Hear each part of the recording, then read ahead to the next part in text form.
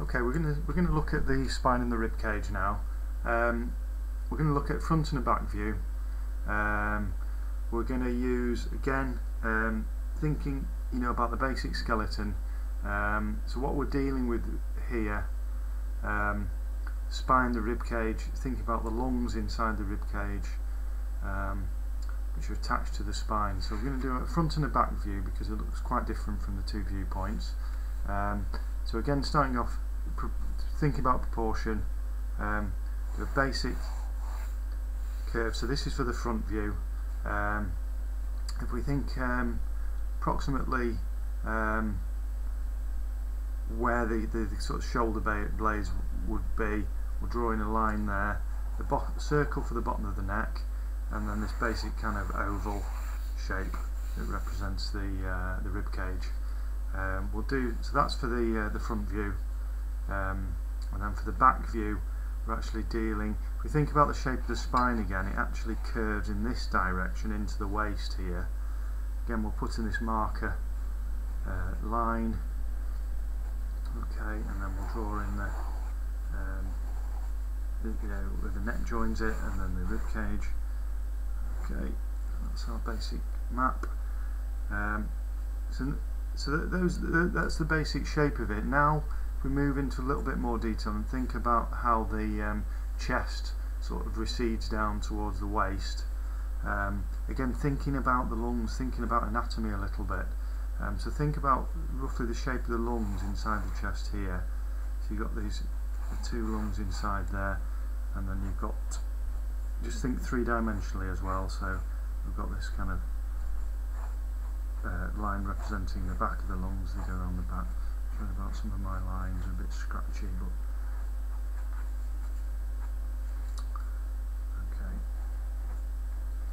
okay, and then you can just darken up the lines we can actually see here, and lines that we can't see that are just describing the shape there can be paler. Okay, so that's mapped that out.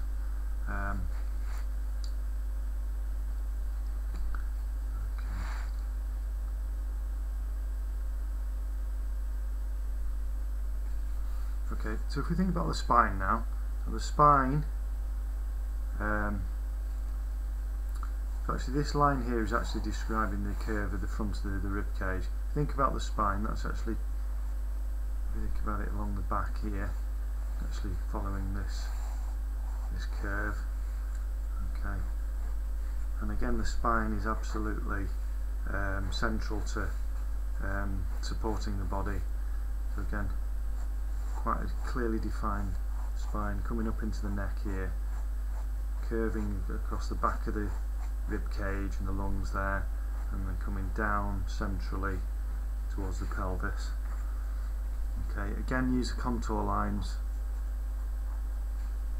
just to describe the form. So it's this kind of cylindrical shape.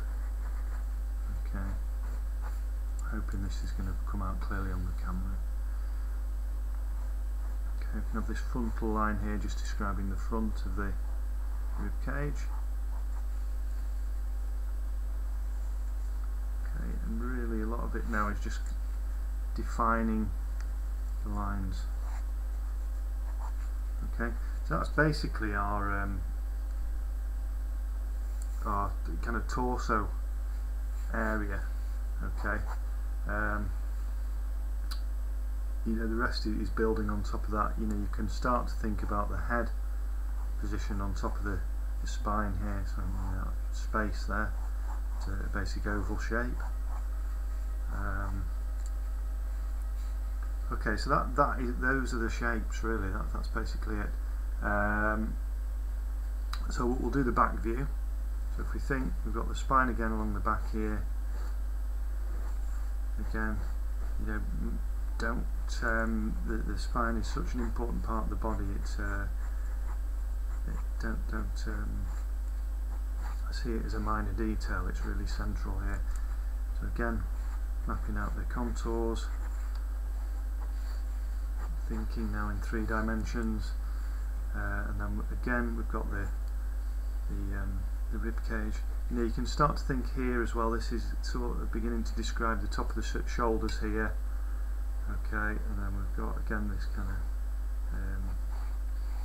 sort of oval shape of the lungs. Again, if we're thinking this is the back view,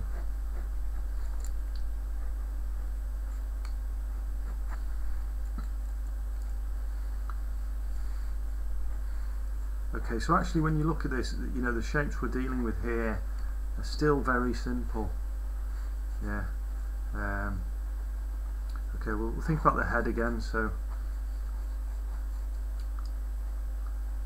you know, and again, thinking in terms of simple shapes with the head at first. So this is kind of attached to the top of the spine here.